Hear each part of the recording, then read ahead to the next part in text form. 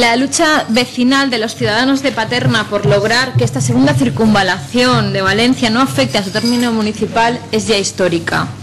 Hasta el presidente Zapatero se comprometió en la campaña 2004 a que el bypass, si él gobernara, no pasaría por Paterna.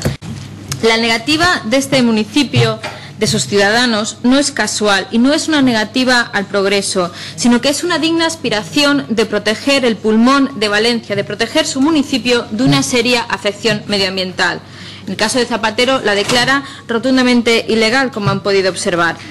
Una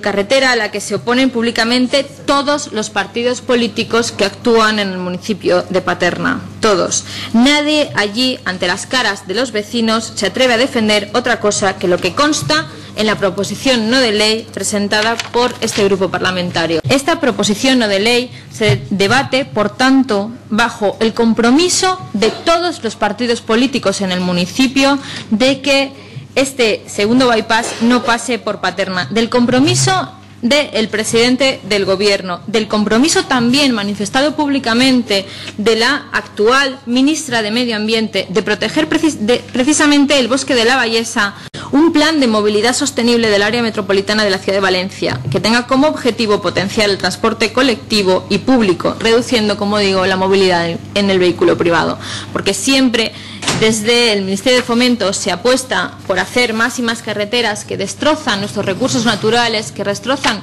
los pulmones que necesitamos los ciudadanos para seguir viviendo, sin apostar por medidas alternativas de transporte público y colectivo que perjudican muchísimo menos al medio ambiente y que son la única salida para que podamos seguir avanzando y ese progreso que todos buscamos sea una realidad sostenible.